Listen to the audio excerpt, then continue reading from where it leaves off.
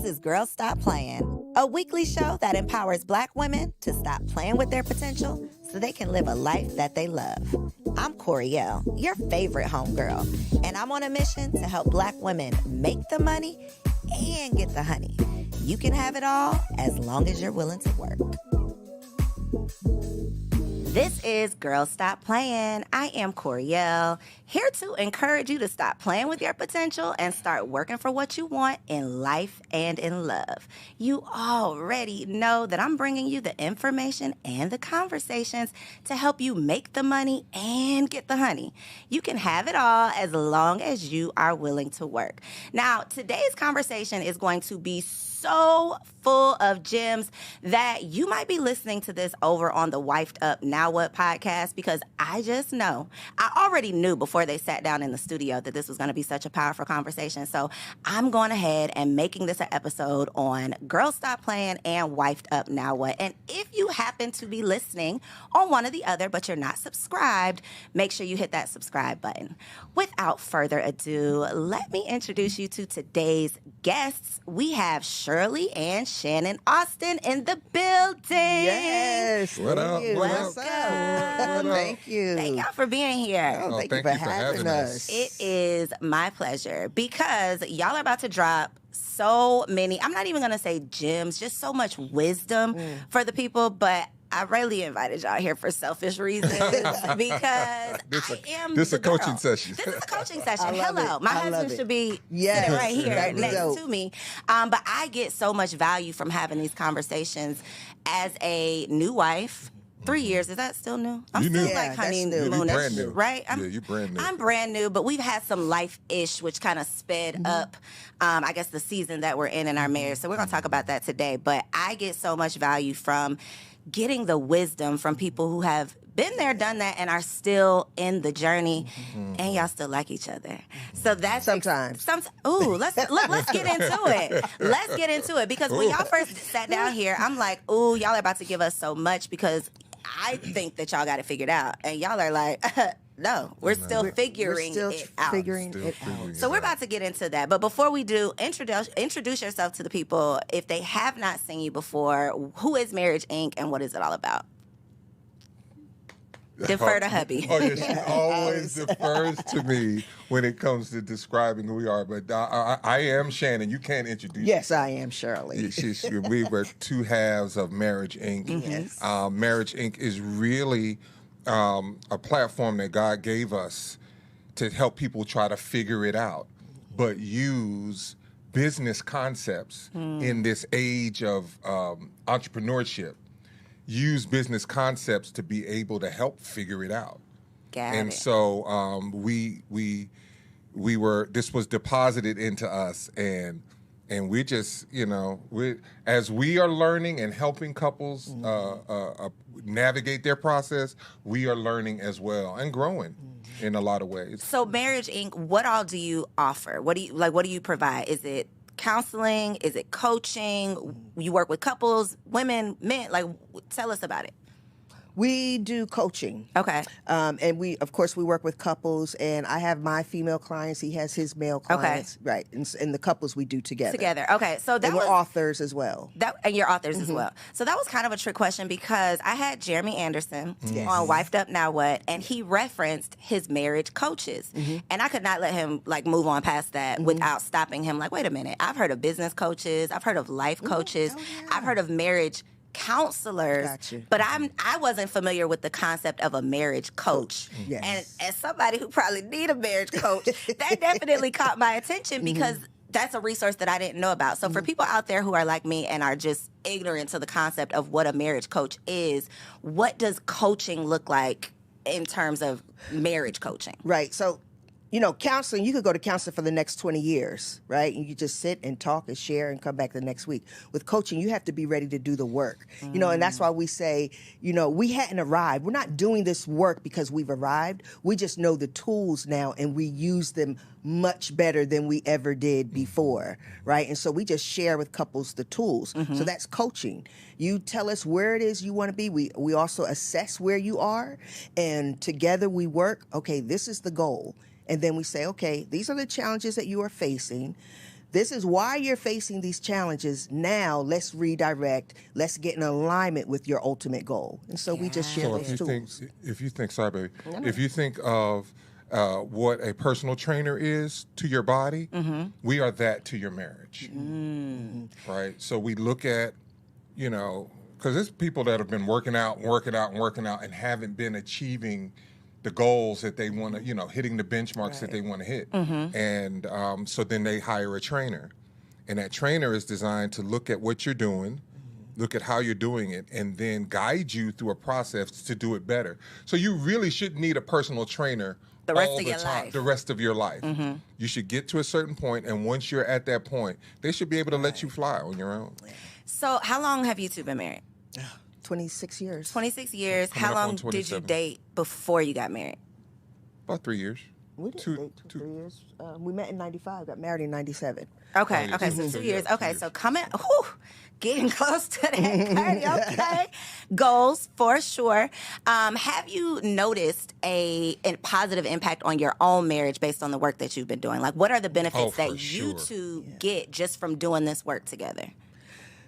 It's so interesting because we go into marriage with an idea, and that's not at all what marriage is. And one of the things that I have learned is that he is my teacher and I am his teacher, right? But a lot of times there are challenges because we don't accept each other as each other's teacher.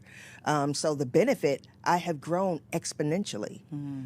There are parts of me, right, the little girl that needed to be healed, and we come into the marriage not knowing that we're presenting the little girl, right? And he doesn't like the little girl, and I don't like the little boy. But in time, as we realize what's going on, now we're open to, okay, when he redirects, when he's like, hey, right? Like she's showing up, like, this is what you're doing. I allow him to teach me, to help me to grow and help me to heal. But that takes self-awareness. Because I had a yes. conversation, someone sitting right here on the couch, and we ended up, conversation came around, so many times it does, to like inner childhood issues. And we talked about the fact that she's sitting here on the couch as a grown woman, but the issues she's experiencing, the challenge she's presenting, she's really sitting on the couch as her 7-year-old self, her 10-year-old self. And a lot of times we show up in these marriages as our 12-year-old, 15-year-old selves, but we're not self-aware enough to even realize that that's what it is. So when we keep running into these issues, we don't know that, I mean, we obviously know that we're a part of the problem, but we can't pinpoint or identify even that we do have those issues, that maybe we stopped developing at, a certain age. And so what do you all think is the value or importance of doing self-work before even getting into a relationship? Because I think sometimes if you get into this marriage and now y'all are committed, but y'all haven't necessarily committed to personal growth, one person could recognize their issues and try to fix it, but little boy might not realize he's showing up as the little boy. So what is the benefit, or do you all even recommend that people seek their own self-work before getting into relationship and marriage? I personally think everybody should be in therapy, period. Or on some level, you should be trying to. And I've yet to come across a person who has not experienced some sort of trauma, some sort of hurt, and dealt with all of it prior to them entering into a serious relationship, like a serious relationship looking towards marriage. That very rarely are people even trying to think about that. All they're looking for really is someone to meet their needs. They don't know the foundational basis of those needs, but they're just looking for you to meet those needs. If you can do that, then you're a candidate. But we don't realize that those needs come from unhealed hurts, and so it's a bottomless pit. You can keep doing it right. You can keep showing up in a particular kind of way, but because the itch has not been dealt with, you ever somebody scratching your back and you're like, Not right there though. It's Yeah. right. It's like, and they're working, they're scratching, and they're just going to town on your back, but you're like, you're not getting to that spot. Let me move. Let me adjust. It's better for them to leave their hand where it is and you adjust and say, now scratch there. And then you can say, okay, increase the intensity, right? So I'm just using that as a metaphor to help us to understand that it's our work that brings about the utopia that we want to experience. It's not the collective work, and it's not their work. It's not her work. It's my work. And once I do that work, woo, it's on and popping. And let me say this. There is no relationship void of challenges. So if you don't do the work, you're really just you're already going in just saying, hey, I already know there's going to be challenges. I don't know what they're going to be, but there's going to be challenges, and I don't know how to deal with them.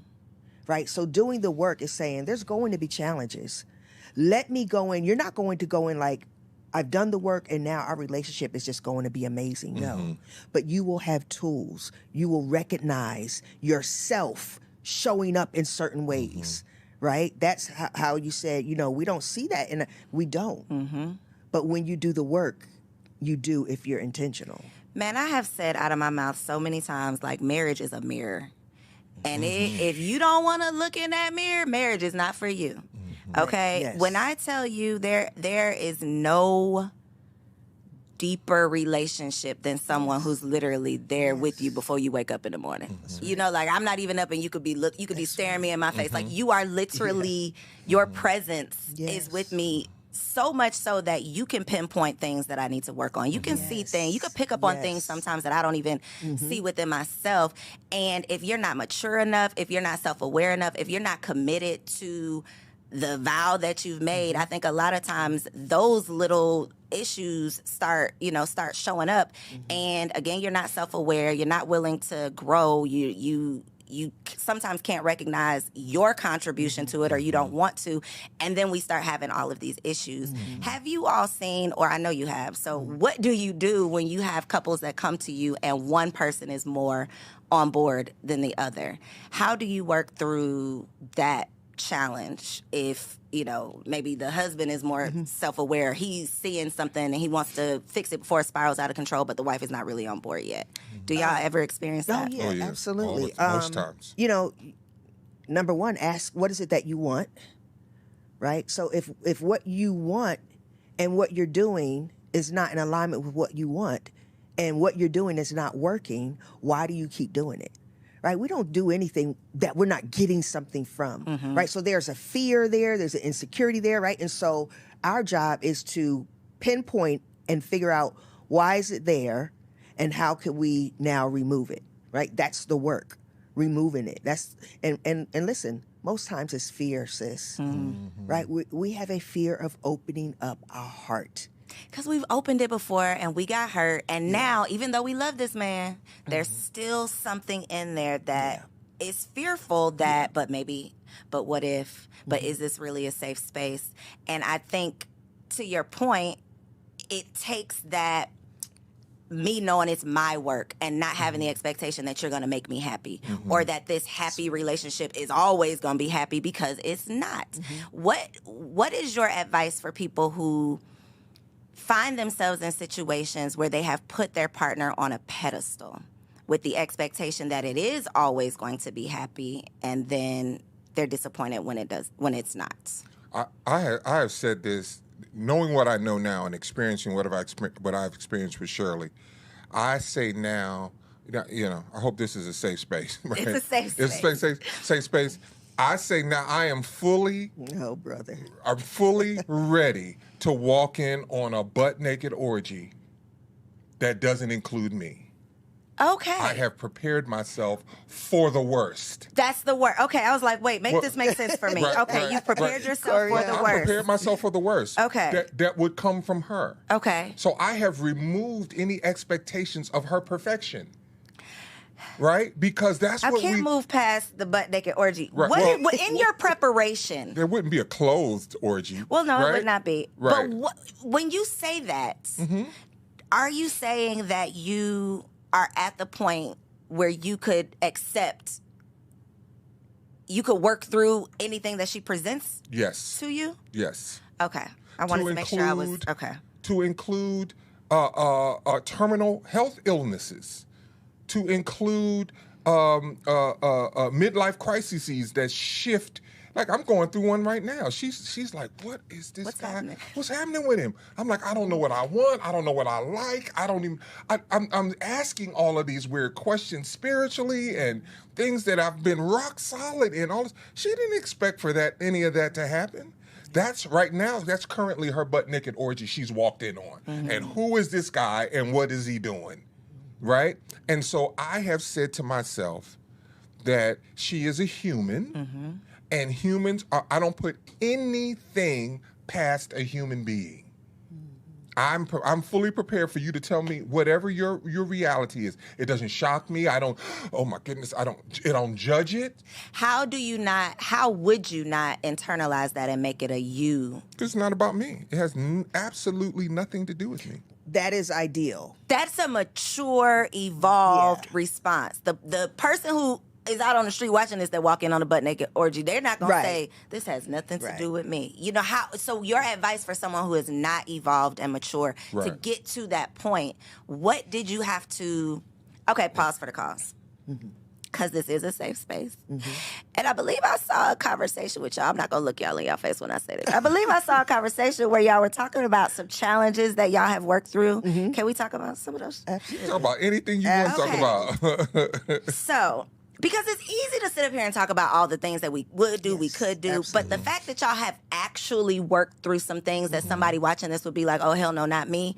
I want to talk about some of those things because it is a very mature, evolved stance to say, I know that this is not a me thing. That's something that you're working on, something that you're going to have to work through, and I'm not going to take this personally. So you all have experienced infidelity. Yes. On both parts? Yes. Who stepped out first? I did. You stepped out first. Okay. What was the time? Was it like a get back? I'm just trying to put the sequence For events me? together. Yeah. Was it like you did this, so I'm gonna go do this? Not an immediate. Not immediately. immediate. I mean, it took years. Okay. But I was just like fed up. I was hurt. I was like done. What year in your marriage was this? 9. Year 9. Or 8. The 8th. Prior to year 8, what had been the major? What was like the biggest challenge prior to year 8? Complete and utter disconnection. Right. Complete and utter. Complete and utter. So in some of the most major facets, especially for a man. So sexually, we were not connected, and I couldn't figure out because before we got married, she was swinging from the chandelier. So when you say sexually not connected, you mean like your sex drive was not the same? Absolutely, totally different. Got you. Then not only was y'all's not the same, but it wasn't even the same as it was previously to you all getting married. Right. Got you. After I had our son. And once we had a child, Let's make that clear. Let's put that out there. Thank you. Right. And so I mean, so many things changed, and I was like, what? Who are you? What? I made the wrong decision. Like the conversations I was having with people that were close to me before I even stepped out and started seeing the grass being greener on the other side, I was having the questions like, what did I choose? And why did I choose this? And why is this happening? And it was hard, man. It's hard to sit next to a woman who, before you were wondering, will I be able to keep up? And now it's like, it's just dry as the Sahara Desert. And I wasn't mature enough. One, she was postpartally depressed, right? 2, she had a brand new baby. The last thing she was interested in was me, period. Especially because one of the things that Shirley desired being most in life was a mother. As is with most women. Yeah. And here she has her prize, what would be considered her prized possession, because all she wanted was boys. She wanted, like, when we were talking, and she was like, oh, I just want 10, 12 boys. Children, and then I want them all to be boys, right? And so now here she has the start of that, which is the first boy, and I'm nothing. I'm literally nothing. So let me ask you this, Shirley, because this is a conversation that comes up so often of the misunderstanding of your take, everything is so different. That is the reality. Literally, everything is so different. But I don't think that there is any way for a man to really understand the difference, because we don't even understand the difference. So when you say, you know, who is this person? I'm sure you didn't even know who this person was. You had literally become a new woman. New everything is new once the baby's inside your belly, everything is new. Not even when you know, he's in the world. So you truly are a new person that you don't even know about. You damn sure don't have a chance to figure it out. No And she clue. can't even help you because she don't even know. And so I think that is one of the biggest challenges is when you have children. And we never talk about that. We never talk about the impact of children on a happy marriage, because it sounds like everything was smooth sailing before the baby. Would you say, Shirley, that you were infatuated with the baby? Like, did you feel that in the moment, like, I just care about my baby now and not my husband? Or was it more of a subconscious, I'm a mother now, I have a new responsibility, my priorities are a little different? Like, if you remember. No, yeah, it was that subconscious. season. It wasn't, no, I don't care about him at all. It was, we have this little human who we are now responsible for. He can't do anything on his own. So yes, my energy is naturally going to go 99.9% to him, as well as yours should. Right? That's what I was thinking, and I think that's accurate. Like, that is how it should be. Right? But the problem is, we don't ask questions. Right? There was no conversation like, babe, like, you know, how are you feeling? Like, having a baby, like, has anything changed with you? Like, what's going on? Or I noticed there's a right? That's why we say that one of the most powerful things you could do is ask questions. Ask questions. Ask questions. And so that's Interview where questions, we missed not the boat. interrogative questions. Yes, right? That's where we missed the boat. That's where we started to miss the boat. That was the beginning He of the created disconnect. narratives about what was going on. She don't care about me no more. All she care about is this baby. Right. And Yes. your perspective is, this baby has nothing. He needs me. He literally can do nothing on his own. I am. And my it perspective for was, this baby, and you should we be it can't- too. yeah. And You my over here trying to yeah. push up on me. Go get that baby. Yeah, That's a big exactly. disconnect. Well, see, now here is the problem. I was a very engaged father. Like, for the first month of both of our children's lives, she didn't have to get up at all, right? And then even when I never saw, like, I don't babysit my kids. These are my kids. They with me. You go and do whatever you want. They're with me. But there were so many things that were unearthed during that time frame for us about each of us that, because we did not ask the questions and we did not create the space for the dialogue, we both had internal narratives that we were playing out fully as if they were real. And you just decided what the other one was thinking, and then you acted accordingly. And we acted accordingly. And that probably caused the greatest schism. And then, so here I am with the narrative of, I've made a mistake. I chose the wrong person. I need maybe to find the person that is more suitable for me, not knowing if I would have chose that person and we would have had a child, that because I would have started asking, if any problem would have arisen, I would have started that same internal dialogue, because I hadn't dealt with, first of all, being able to deal with my sense of worth and value. I found my sense of worth and value in a woman that loved me. And when it appeared as if that love shifted or was not laser focused on me, now I'm questioning my value. And so it became this this cycle of negative thought processes that my thing was, I don't need nothing from a woman, but I needed everything from a woman. I had prepared, I could cook, clean, sew. Listen, if I needed to masturbate to please myself sexually, whatever I need, I wasn't going to beg you for nothing. I wasn't going to take nothing. You're going to want to freely give it to me. And that was just that whole mindset was based off of trauma. Like, the girl that I wanted in school didn't want me.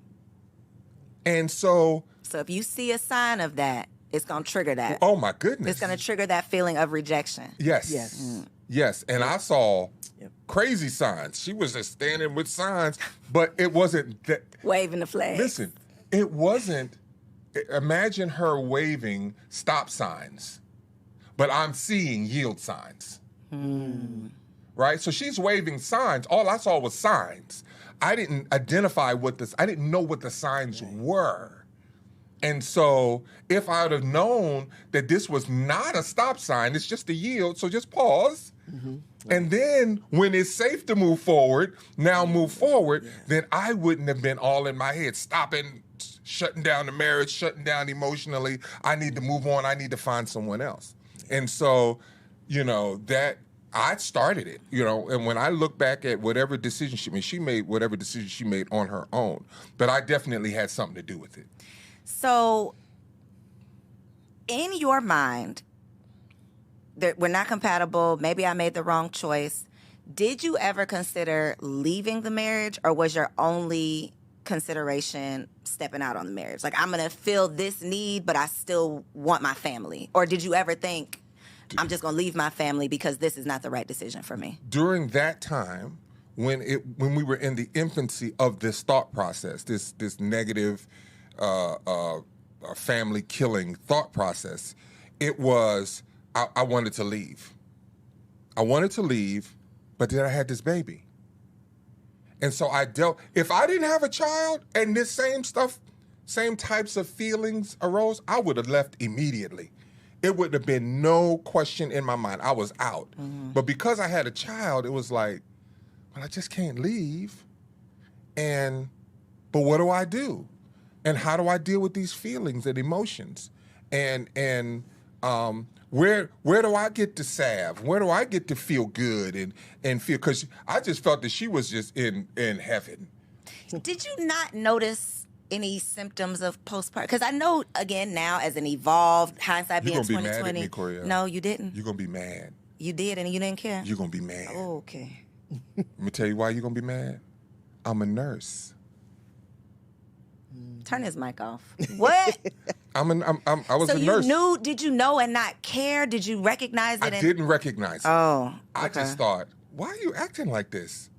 It never occurred to me. That needs to be a whole show. To associate whatever behavior was going on with a baby.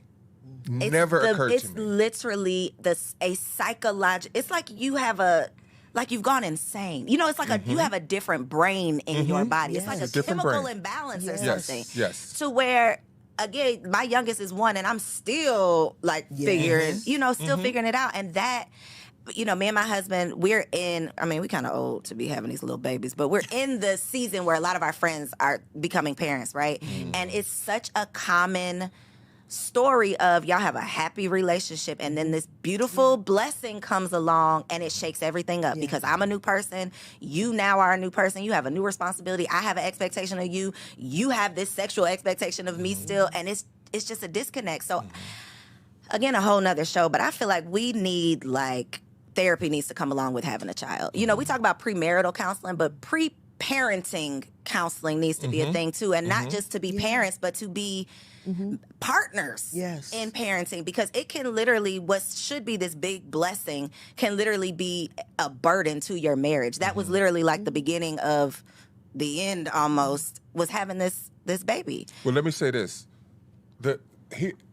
I know we have a lot more to talk about, but here is the common denominator or the antidote in those early stages that we understand now that we preach from the mountaintops. Empathy is everything. At the moment I saw her not wanting to bathe or not wanting to get up or not, it never occurred to me, hey, what's wrong? I'm seeing this. What did you think? What's wrong with you? I'm like, we were staying with my mother. We were staying with my mother. I'm like, nigga, you in here with my mom. You better be washing some dishes. Like, she letting us stay here for free. You should be actively engaged in what is going on in this house as a woman. They looking at me like, who is this girl that don't want to do nothing? But I know. But it was so much deeper than that. I was the same person that defended her. Like, before we got married, it was because they had little problems with, me, any woman that I would have brought to the family. But because I was no longer with my ex, they weren't really trying to feel me bringing a woman back into my life. And when I decided to marry this woman, they were like, as if they weren't going to come to the wedding or they weren't supportive. I like, listen, y'all can stay y'all asses at home. Y'all don't have to be. But there will be a wedding. There will be a wedding, and it'll be to her. And so whatever you decide to do, so she has a history of me standing up for her and don't mess with Shirley, right? Period. And so, but now we're in this situation, and I'm like, well, maybe y'all right. Well, why isn't she? Why doesn't she? What's wrong with me? Like all of these questions I kept asking, and what I should have been saying, I should have come, even before asking questions, should have been able to be aware enough to know something's wrong. Maybe we don't know what it is now, but empathy would have said, I would have begun to take on whatever she was feeling. Cognitively, the first stage of empathy is cognitive empathy, and you're at least able to understand you're going through something different. I get that life is different for you now, and you're trying to figure it out. So one of the things to the people out there, right? When challenges come, stop making everything about you. Make it about your spouse. That's why, when you ask people, why do you want to get married? Right? Oh, I want to, because I what the other person is going to do for me. No, if you don't have the mindset, how I'm going to serve, love, what value am I adding? Like, you're starting off wrong, because these things will happen, and you're going to have to sit back and be like, okay, Shirley, don't make it about you. Let's see what's going on, and go from there. And that's what we don't do. That is what we don't do, and we just. How did you deal with that, Shirley? It seems like a very lonely space to be in, to be confused with yourself of I don't even know what's going on, to be in a depressed state where I don't even want to care for myself. I still got to care for this baby. And now I got my man barking down my throat. And now I'm in this house where I'm unwelcome. I can just imagine the mental toll that took on you. So for anybody dealing with something similar, maybe it's not as dramatic, but you're going to deal with something after you have a baby. Yes, even if it's not super dramatic, you're going to deal with something in the best of circumstances. What would be your advice to someone who finds themselves in a situation where they are experiencing postpartum or any type of depression? Like, how did you pull yourself out of that? How did I pull myself out of it? I don't even know. But I will say this, right? And so we had a conversation the other night, and I said, one of my downfalls in the marriage has been that I kept my mouth shut. Right? And so as I was going through, I'm watching things. I'm watching him get closer to another woman. I'm watching him get closer to another woman? Okay, we're going to talk about that in just a second. I'm watching him, his attitude towards me shift. I'm watching this. And I mean, honestly, at the time, I was I was depressed. I was going through postpartum depression, and I'm trying to just get through the day. Survive. You understand? Yep. He'd be like, how come when I left you was holding the baby and you still in this spot holding the baby when I come back home? I don't know, the baby needs, you know what I'm saying? So what I would say, man, you have to be able to be honest about what you're experiencing. Right, but then how do you relay that message to your spouse? Right? That makes all the difference in the world, because if you do it in a certain way, it's going to cause their walls to go up. Defensiveness is now a part of the equation, and nobody's being heard, and the problem's not being addressed. So how... Oh, I got so many questions. And Maybe this is going to be 3 hours. Right. This is the crazy part. I'm a nurse and I didn't see it. So and imagine I pride these myself clueless on men who having, can't read the room. I pride myself on having high assessment skills, walking in a room and being able to say which he does. Something is not. His discernment but I think is crazy. it's personal to you. But exactly. So you're not thinking objectively. It's like, That's no, right. you are my wife. That's You're the mother right. of my child. This is my expectation of what I think you should be That's doing. right. Not let me read the room and let me check in with the current state, the current situation. And I felt like wholeheartedly something was being done to you. You're doing this to me. You want me to look bad. You want my yeah. Ooh, I'm like, that's deep.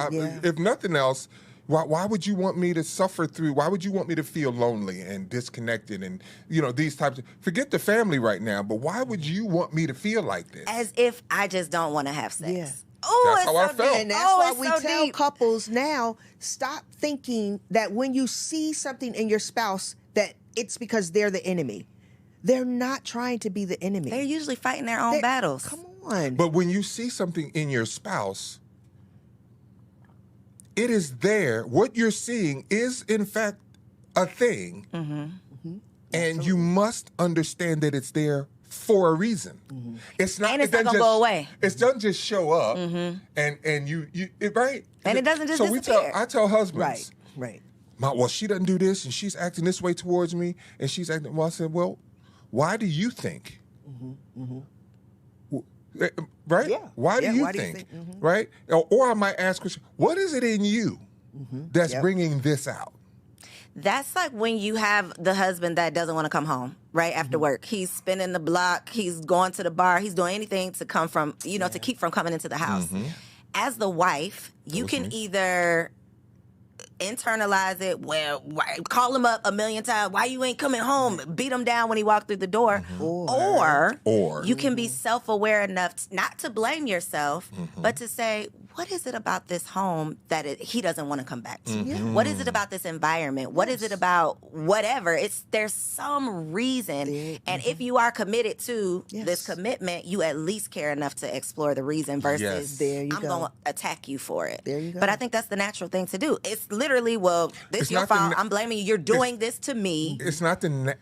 I don't want to. It could be the natural thing to do, but what I think of a more accurate definition would be, or description would be, it's the easiest thing to do. It's real hard to look in the mirror. It's real hard. Because then you have to do something. It's easy when I can just blame it on you and you got to make a change. But if I look in the mirror, now I have to do something about it. Okay, so wait, I got to walk this back. You living at home, you had the baby, dealing with postpartum. I don't mean to minimize any of that, by the way, but that is where we are. Yes. At what point do you say, okay, the grass might be a little green? Who was this lady? Like, how did that happen? Because for women, most women, and we're going to talk about what you did, Shirley, too, but most women, we don't get caught up in, ooh, it just, what happened next? I just happened to accidentally sleep with somebody. So for a lot of women, we don't understand the stages of how you got from we was happy at home to now I've stepped out and I'm with this other woman. Like, what were the stages? You met somebody at work, somebody was flirting with you, somebody was making you feel like a man and your woman. Like, what was that you went through that got to, okay, I stepped out on my marriage? It was proximity and it was proximity, work. Was it a work wife? No. Okay. It was proximity. I got something against work and wives. then Me too. The feeling of compatibility. You were seeing in her all the things that you weren't seeing in your wife anymore. Exactly. Down to the cereal I ate. Y'all was eating cereal together? No, we didn't eat it, but we had a Look, conversation. I'm getting mad for you. We had a conversation listen. about cereal. And Okay. there was, on a fundamental level, as much as I love Shirley, I didn't feel she understood me. Like she got me. Like in the back, I always felt like there was like this toleration. She was just putting up with you. Kind of putting up, and you would think, well, why would a woman marry you, right? But we do that. We'll look past certain things to achieve or to receive something from a human being that we want in our lives. We'll look past what we believe to be deficiencies or faults or things of that nature. And I felt more of an irritant than I felt like oh no, aspects of me were irritating. And when you sit with a conversation and you like, well, I love me some Captain Crunch. I like Captain Crunch. You like Captain Crunch? Oh my God, that is the best thing since sliced bread. It's like, wow, you get me. Over some damn cereal. I'm sorry. Right? It'd be those simple little things, though. It's simple things. It's very, very simple things. And so that just, so then you start asking, well, what else? What else is there in common? What else we got in common? Yeah. What else, right? And it's and so that commonality helped to bridge the gap, a gap that I felt was present, but it was a gap that would have been present with anyone, because all I needed to do was spend enough time to find out, you know something? This lady get on your damn nerves too. Oh my goodness. Or you don't understand this aspect about me. Right. So And that's more important than the cereal. did you ever feel like I'm going to leave my wife for this lady, or this lady's just going to fill this void and I'll just keep her over here to fill this one void? Or did you really feel like maybe I should marry this lady? And I felt that I should leave. And it wasn't for anyone, but I felt it of course, when you see when there's a job opening over there, even though you might not feel like I should quit and take that job, you see there's a job opening, you're like, well, maybe it makes it. I got some options, right? And I realized that I didn't have any options. I didn't have any options when I spoke to two men that were very, very important to me, and they are both deceased now, but they read me the riot act. was this before you? This was during. So you were in the middle of an affair? This is during. Okay. And now, mind you, well, that's neither here nor there. This was in the mess, and so I'm having conversations with them, and I'm like, well, I'm just going to leave, and then both of them were like, no, you're not. That's not what we do, and that's not how we do what we do. We're going to figure it out, and you're going to keep your family together. And I made a call, and I said, I can't ever see you again. So did you talk to them before the lady or just during? During, not before, because I didn't know what was going on, and in that moment, it was like, go where you celebrate it, not where you tolerate it. Whew. Shirley, you Yes, said you ma'am. saw this happening. Yeah. What does that look like? That means I noticed something. I saw a message in your phone. Like, what does the seeing it look like? So he's an audio engineer. And so I think she's an audio engineer as well. So they worked at the church together. Not down to the church. Oh, yeah, you a fool. And so they would go to conferences together, and I just watch them get in the car, and I'm just like, wow, and go to her house. Did you have that feeling? Oh, yes. But did you suppress it because this is work? Like, this is work. I don't want to. Or did you suppress it because it's like, what was the suppression? I don't want to ruffle any feathers. I think it was fear, right? At the time, it was fear. I deeply loved Shannon. I didn't want to lose Shannon. I knew that his first marriage, he walked out, right? Like, he doesn't have a problem leaving. And so I was like, dang, like, you know. And so did I speak to it? Absolutely, I spoke to it. And of course, he minimized it, right? But you knew. it was, but I knew. How long was this? She might have known before I knew, right? Because but then She saw the signs Right. before the there was sign. even before it was, before it becomes a thing. It's a thing before it becomes a thing, right? And that's it. Remember the old phones, before your phone would ring, like It would the old buzz a cell little phone, bit. you would hear something in the TV like, you would like. So it was like knew that. it was coming. Something was coming, or you go out and you smell the air smells a particular way. It up north before it snows, you can know it's going to snow tonight. Or it Right. smelled like rain out here. Right, or it smelled like rain, right? So, the knowing is, but in your mind, you're like, well, I know, but it ain't going to be a nor'easter, right? I don't know if you know what a nor'easter is, but it's a certain type of snowstorm that dumps a lot of moisture. You're like, it's going to snow, but it ain't going to be that, right? And then now you in 10 inches of snow, a blizzard, and you're like, we have only known, if we could have prepared. Saw the signs. Right. So what was the blow up? Did you get caught? Did you just finally say something? Did you get messy? Like what? It was the men.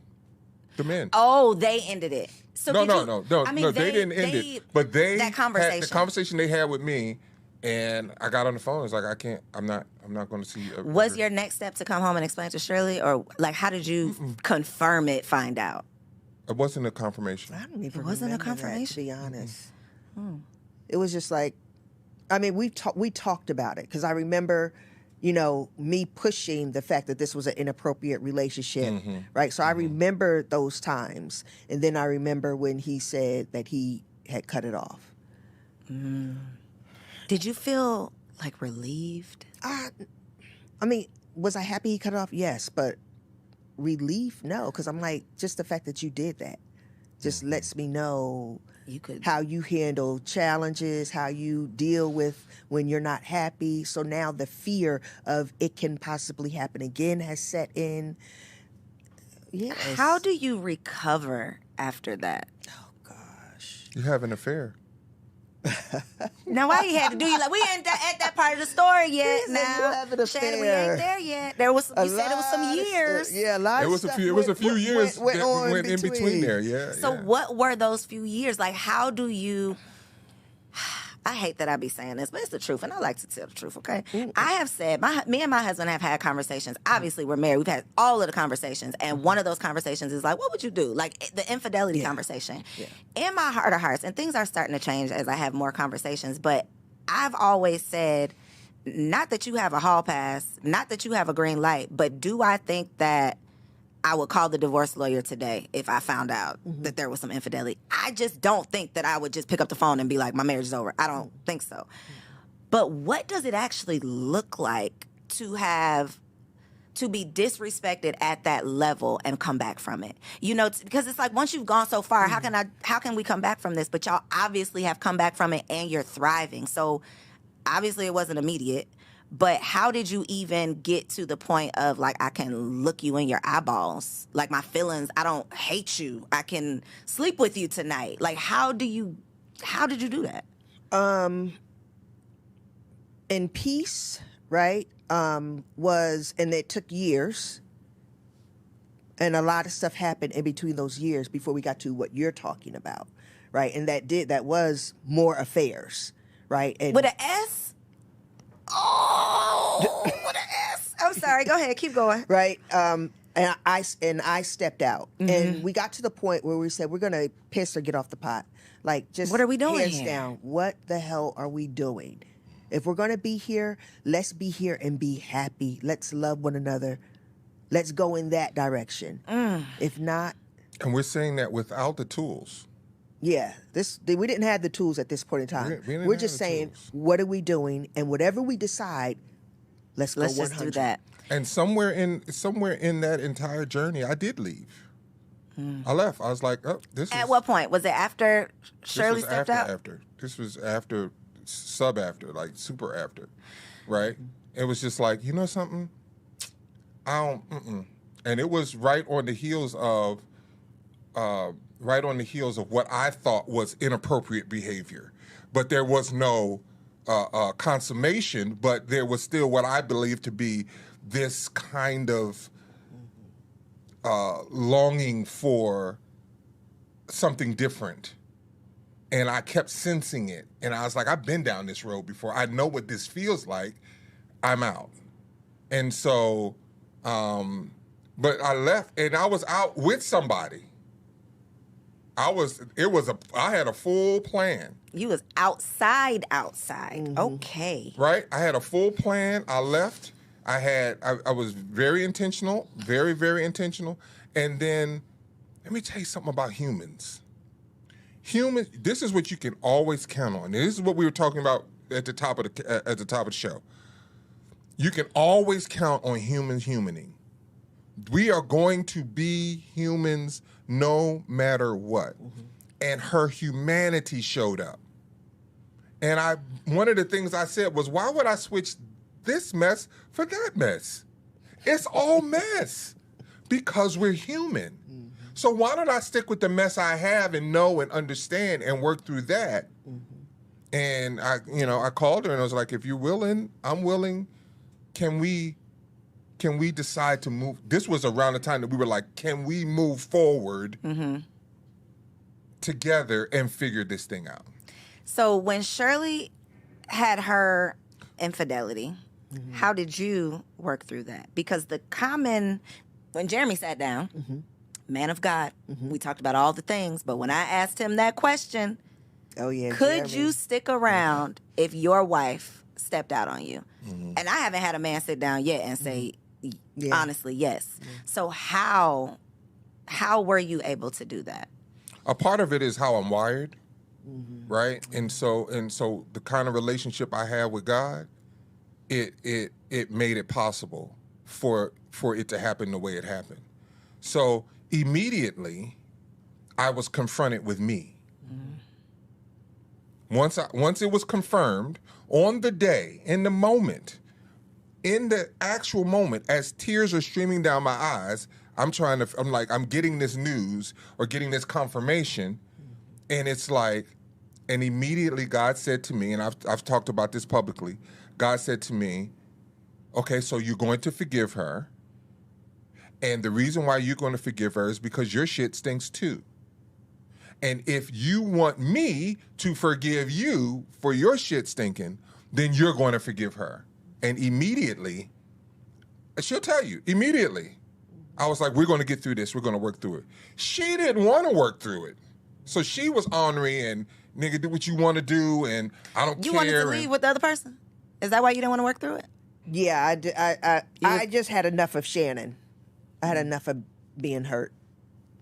And as much as I never see myself without him, what he was bringing was breaking me.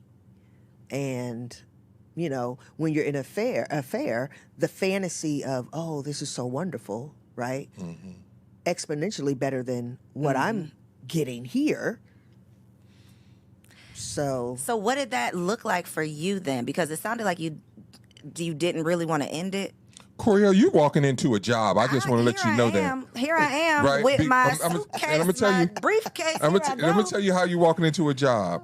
We've been wanting to tell this story. Let's talk about it. And you are asking the right like your interview I'm skills. nosy. Look, I'm like, you got to tell me. The reason why you're doing so good at this, we're holding back. It's gonna be about 4 hours story. Don't hold back. We gotta hold. We do, but we do. I'm really serious. I want to talk to you later on about how you can sit in that kind of Barbara Walters seat, and help us share this totality of it. Yes. Because but you're gonna need. It's gonna be hard for you to interview and eat popcorn at the same time. Because I'm gonna need some. I need a little drinky drink you're gonna over need here. a glass of wine, some popcorn. Because it's really detailed. But it's real stuff that we just talk about on these podcasts, but ain't nobody actually been through none of it. It's like we're talking about, well, if I was there, this is what I would do, and you shouldn't have did that. But what did you actually do? The fact that y'all are here, sitting next to each other, and not just y'all have figured it out together, but y'all have found this purpose to now help other people. How could we not, we need to have this conversation. People who have actually been there and done that, and not people who are just talking about. Because again, I could sit here and say all the things that I would do and should do and could do, but when I go home and shit hits the fan, what am I actually going to show up, and what am I willing to stand on? So the fact that y'all work through all of this ugly mess, all of the things people say you can't get through, and you're here, still standing. Let me share this. Another thing that helped me was this. My sister, who is to me a savant. My goal in life with my sister was to be able to wear her butt out in a debate. She will wear you down and wear you out. Her intellect, the way she thinks, her analogies, what comes to so my goal was to be able to beat her in a debate, right? That sister said to me, she said, "You said for better or for worse, for richer or for poor, in sickness and in health, and all these other values, right? Did you not say that?" And I was getting set up. She was asking me questions. I was like, "Yes, I did." She said, "But you said for better or for worse?" I said, "Yes." She said, "Well, this is your worst. This is your worst." But the crazy thing about life, this is the crazy thing about life, the way why people should stick it out, no matter what. It can always be worse. Right. Today's worse is different than tomorrow's worse. So right now, in that moment, my worst was being told in the same day, being told I had to have open heart surgery, and also being told that my wife was in a love relationship with another woman. Right? So those two things, right? Not the same day. In the same day, in the same span of time, like in the morning time, like right, kind of had that appointment around 9. Yep. We circled back in the conversation that we had started on my way to, right? So we circled back on that conversation about 11-ish, right? So in that span of time, my world was Crushed. right? But guess what? When I was in the hospital in 2016 by myself, and my family wasn't around me, and the doctor told me I had cancer in my lung, it was the leg day that I had done back in 2006 that prepared me for that kind of news. That kind of news would have just broken me, but it didn't, because I had already been broken. So we call the tough times in our sessions, we call them leg day. And most people do not, from a workout perspective, a workout analogy, most people hate doing legs. And if you do legs, you're not doing heavy legs. But we say if you want to be strong, you got to lift heavy shit. You got it, right? So when my sister tells me it's for, this is your worst, it put things in perspective. And then I realized, butt naked orgy, it can always be worse. I have 2 amazing, healthy sons. I have people in my life whose sons have had terminal illnesses. I don't know if I could have handled, if I would have gotten that worse instead of the worst that I got, would I have been able to handle that worse? You've been praying for the worst you had. Exactly. And so it is, I look at it as, it's all, the Bible tells us our trials come to make us stronger. But no one ever asked stronger for what?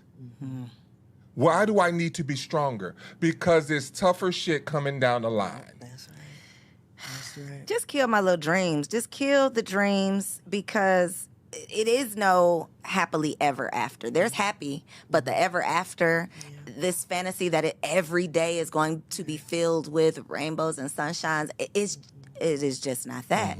And even the happiest of marriages go through hell. Yes. They Some go through kind of hell. Some kind of hell. There's Right? gonna It be might some not hell. be infidelity hell. It might, but there's going to be It's going to be your hell. It's going to be your And- hell. And people need to understand, though, if you can embrace the fact that hell actually can help you to be happy, that's the disconnect between people. And they're like, well, how? Because if you go through it the right way, that creates intimacy and closeness and connection and safety.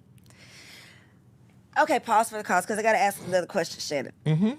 When you found out that Shirley had cheated with a woman, you not being a woman yourself, how did you get over, do you actually want a woman? Because that's not me, and I can never be that. I mean, I know we got some tricky stuff going on these days with people are all kinds of things. But in that moment, I know you said to yourself, well, that's a woman and I'm not. How did you manage that mentally? How do I manage it? Oh, mentally? do. Not a does, did, do. Okay. That is my reality. I walk in that reality. So it's not we at the such and such outside outdoors having good times. I need to manage, it could be him or her. She a little close to that lady over. You still have I those? don't do that. No. That part is not, but it's still something that I have to manage and say, listen, she gonna be human, and she's gonna make her decisions. And it's now she just got more options. Double. She got Right. twice as many options. She Okay. got twice as, right? So before I used to think it was gonna be the Tupac dude. Now it's someone else, right? It's two, right? And so that's just work that has to be done that I have to do anyway. Shirley, Yes, ma'am. how do you reconcile that? How do you Is there, or is it like a, I don't know, because you're like, this is a thing I'm still dealing with. Like, this is not I dealt with it. This is dealing. Let me further define dealing with it. I have back when I was young, the night before my prom, I got hit by a car. I had to have my MCL repaired, medial collateral ligament. It's like an ACL? It's the other side of the ACL, right? That still bothers me from time to time. Still got a little twinge. Still got a little. A little hitch. I see what you're saying. Right. When the open heart surgery I had in 2006, right?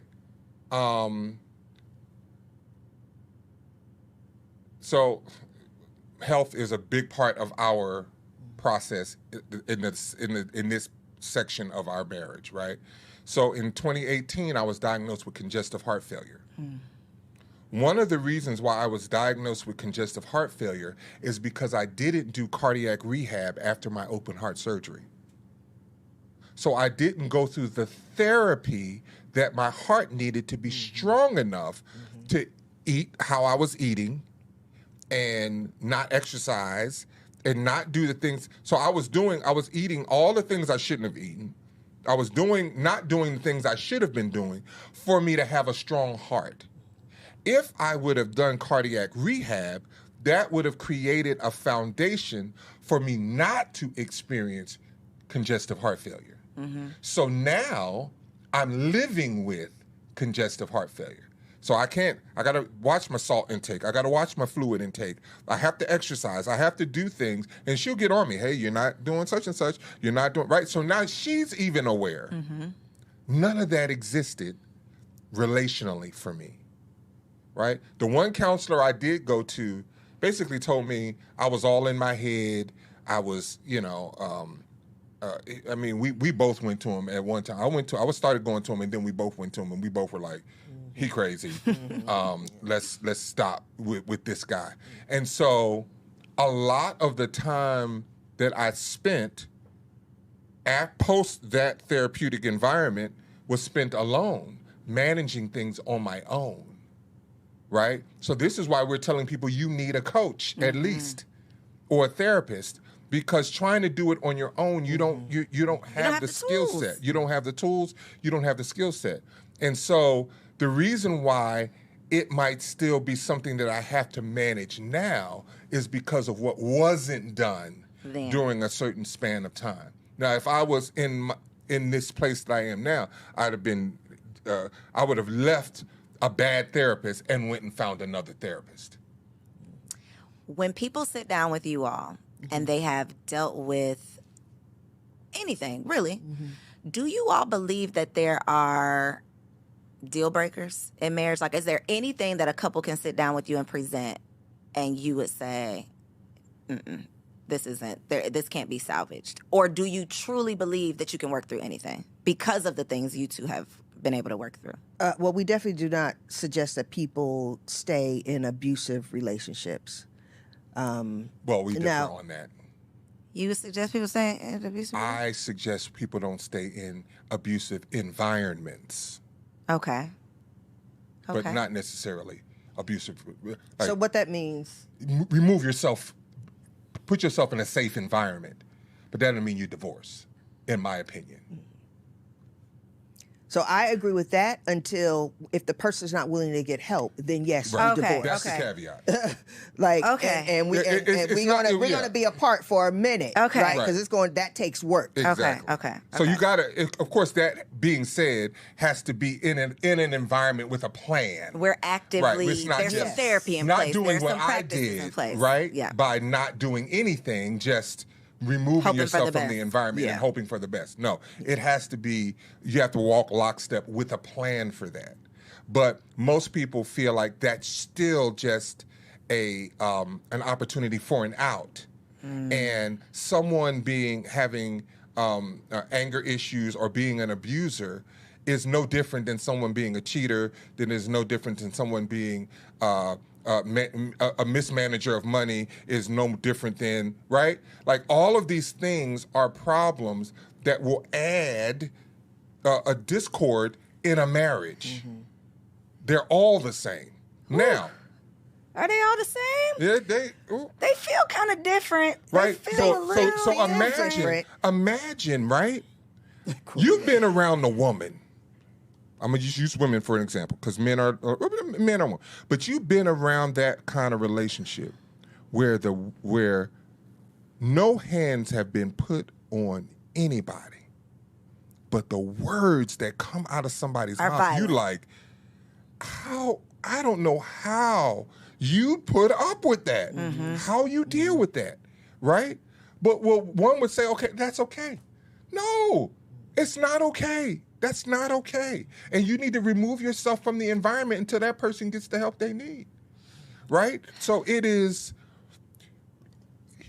we are so imperfect as human beings, but we get to pick and choose what problem we're going to deal with and what problem is okay.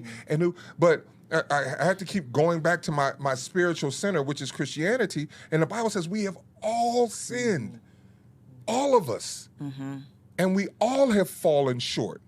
Now, I could pick it, how you've been to the church that's like looking down at the nose of the young lady who come in with the baby bump and she's not married. Oh, it's easy to fuss at her and to disfellowship her, excommunicate her, say she cannot come back to the church, but the young man that impregnated her can still come.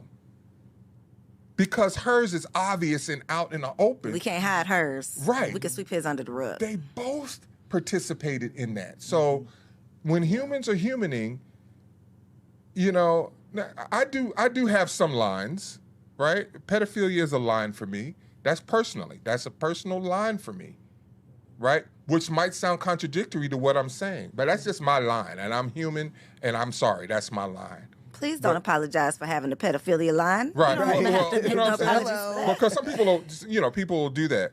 But I think that, and I do think that any problem is surmountable if you want to do the work. If you have no desire to do the work, then no, they're not surmountable. Well, I've been known to say, I don't necessarily believe once a cheater, always a cheater. I'm going to look in the camera and say, I do believe once a beater, always a beater. Ladies, take this advice and do with it what you will. Okay, they got much more experience than me. Sit down with Marriage Inc. for some official advice. I just feel like if a lady sat down on your couch and was like, he knocked my head against the wall yesterday, you going to say, Shirley, I'm looking at you. You going to say, sis, I think he can work through it. Is he willing to get help? Personally, I've never said that. Okay. I have always said, you need to leave. Do what you need to do. That's what I say. Do what you need to do. Okay. I am not going to convince you to stay. I'm just not. Because if he was beating me, yeah. Okay. Thank you. Was that your personal deal breaker? Do you have personal deal breakers, or have you gotten to the space? I think you've already answered this question. But Shirley, do you feel like you have a deal breaker in your marriage today, in this season? For me, it's putting your hands on me. Okay. Yeah. If Shirley slapped you across your face, you cool with it? Well, no deal breakers. When she punched me in my jaw, I just... You stayed. Really? Well, you did. It was a good little right hook. It was during that little season, though, Yes, wasn't it was. Mm-hmm, during that little Does season. it matter when it was? Yes, it actually does. Oh, so there's justification to me putting her hands on me. Is that what you're saying? You're not saying that. That does not sound politically correct. You're It sounds definitely like not they saying would probably there try to was a cancel me for reason saying why that. But she did. the spirit just rose up in her, and it was the spirit rose up in Listen, you. it did. rose See, up. it rose up. I'm not And justifying it. Well, then he once was a beater, antagonizing. Always a beater. Did she ever slap you again? No, Nah, I've but never. we just haven't been in the right Nah, circumstances. it just ain't came up yet. Oh, Jesus. Listen, If I put her back in that situation, it might come out. now she did shuffle at me a little bit. You know how Kevin Hart was like, Get them feet, get the shuffle. she shuffled, I choked. It was a thing. Not you choked. Okay, last question. Today, when he gets on your damn nerves, Gosh, yes. when he does something that is just like, Listen. what do you do? What do you say to yourself? How do you talk yourself down off of, like, how, seriously, Yeah. all jokes aside, Yep. how do you work through, I want to kill this nigga? How do you work through that? I realize that he's going through whatever he's going through, and if I don't know about it, then I am not going to create a narrative about what's going on. There have been times where I'm like, well, maybe he's hungry. And so I'll be like, babe, can I get you something to eat? He'll be in his office getting on my last nerve, right? Might be some banter back and forth. And I'll just walk up to him and rub his nice, beautiful bald head and kiss it and hug on him, right? There's times where I'm like, honey, it doesn't have to be all of this. Like, let's just talk, let's communicate, right? So my thing is, Sometimes food just shows up. when I decided to change, that's where my peace came. It wasn't because Shannon changed, right? So my goal is to not match any negative energy. You're going to raise the vibration. I'm going to and hope he raise the comes to your level. vibration. Oh, Lord, and when I've raised the vibration, he comes to my level 99% of the time. Really, he comes to my level, right? And that's why I tell people, you can alter the environment through the state of your heart. How do you not do yourself a disservice, though? Always being the one that has to diffuse it. No, he diffuses too. No, not in your situation. Just if you are always the one that has to Oh. diffuse it, because how, in outside looking in, to me that would feel like you're sacrificing your feelings because you really are just trying to mend. You know, like you're trying to diffuse the situation, every situation, so your voice is not really getting heard. Your needs are not getting met because you just want to diffuse. You know what I'm saying? So this is the thing. I don't do that and not express myself. Okay. You understand? I'll be like, yo, you're talking reckless. I don't like the way you're talking right now. Like, let's just chill and we will talk about it. I have learned that me not having a voice has hurt me so much. And so now I refuse to not have a voice. It's just how I say it, how I present it now. You understand? That's the difference. That is such a common, and I mean, we see this in dating where it's like, I like him so much, so I don't want to ask the wrong questions. I don't want to do the wrong things because I don't want to lose him, right? It's that fear you were talking about. I don't want to walk away. I don't want him to not like me anymore, so I'm not going to ask the right questions. I feel like that carries over into marriage, and I'm not going to complain. I don't want to be a nagger. I'm not going to say he hurt my feelings. I'm not going to talk about what's really wrong with me. And then to your point, 10 years go by, and now you are this whole new person because of who you've had to become to deal with this instead of just talking about it and working through it. So I would love to end part one. I don't know how many parts. Y'all gonna have to come back. But to end part one, for anybody watching this that is just going through any type of challenge, because they're watching, and today something is gonna come up. They already might be dealing with it from this morning.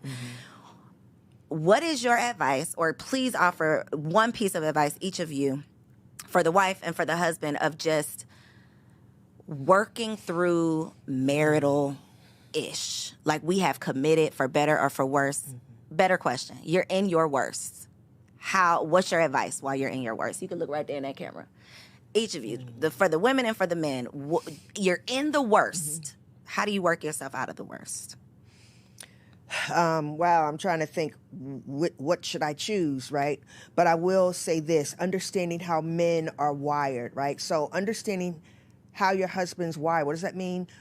What triggers him? What makes him happy? What brings him peace? What brings him calm? What is it that he needs from you? When there is conflict, there's conflict because there is an ask that is not being met, right? So the defenses and the accusations and the name calling and all of this stuff, it has to stop, right? And that's just you walking in your fear space, right? So I just encourage you as a wife, stop walking in your fear space and get to the point where you say, you know what? Let me just explore. When you explore, you find something. right? When we're looking for gold, we're digging and digging and digging, and boom, we find gold. So what do? Find out what it is that he needs from you. Find out what it is that you're not hearing. Find out what it is that you're ignoring. And then don't make no excuses, no justifications, no nothing. And this is my thing. Let me say this. I have a thing that I say more. I have learned. There are times where Shannon has been like, man, I wish you would be more physical. I wish you were more sexual, or you initiated more. That's our, initiate more. And in my mind, I'm like, well, I initiated twice this week, right? Now, in the past, that causes arguments. He's saying it because it means something to him. I have to stop being concerned about what I feel about what he says. And I'm like, okay, Shirley, you initiated twice, so now you need to initiate 3 times. Give more. Your spouse is not going to be upset with you about that. That's good. More.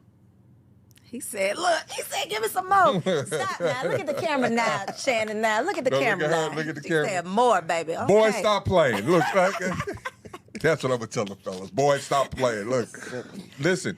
This is a fundamental truth, guys, that I need you to get down into deep in your psyche. It's not equal. The greater responsibility of the relationship is on you. You have to show up. You have to take responsibility, and that is the biggest thing.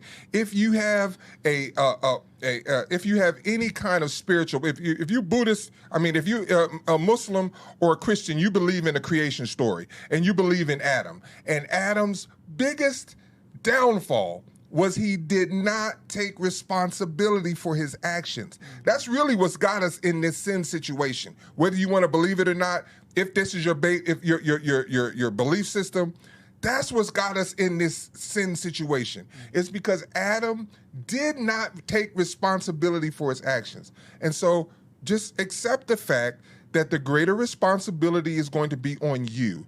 You have to show up. You have to ask the right questions. You have to be willing to be what was not experienced by your wife, or what was experienced by your wife. And if you do that, you will find a more peaceful environment. You will find, I won't say that, but you will find an environment that will be more conducive to the growth that you want to experience.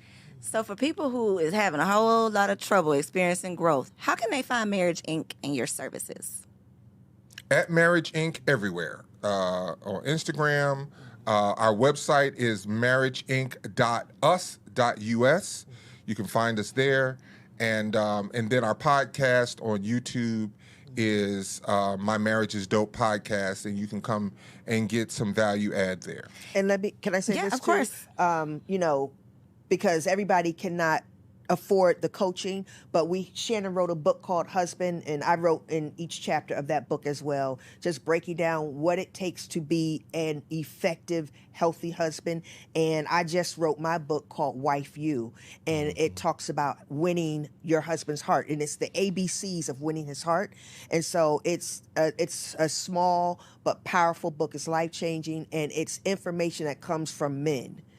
So I wrote it based on what the men are saying, the husbands are saying that they need from their woman. So, and we'll make sure we link that down below. Again, part 1 of They're Gonna Be Back. I don't know what, I did not ask one question that was here on my notes. I just want y'all to know. Are you serious? Because who cares about these questions? I need some answers. Okay, this ain't Shannon Sharp. You know people was mad at Shannon Sharp. He ain't asked no follow-up. I got to know the details. Right. So thank y'all for sharing. Thank you for your honesty. Thank you for being an example of what is possible when you are committed to the commitment. Yes. Ladies, if your goal is to be wifey for lifey, that is my goal. What I'm learning is it ain't no 50-50, okay? We're out here talking about all of this 50-50, but you have to be willing to show up with 100%, okay? If you have enjoyed this conversation, please don't stop here. Make sure you head over to marriageinc.us. Grab a book, okay? Share this episode, subscribe to the channel, and we will catch you next week. Peace. So if you made it this far, I just know you loved that episode. Well, what you did not know is that we recorded it right here in ATL at Elevate Studios. Yes, your girl has her own studio, y'all, and it's not just for me. I'm opening it up for you too. So if you have a podcast, if you are a vlogger, a YouTuber, or a content creator, and you are looking for a professional studio to record your content, or you want to hire me and my team to fully produce your content, make sure you check out the show notes below or log on to elevateagency.com.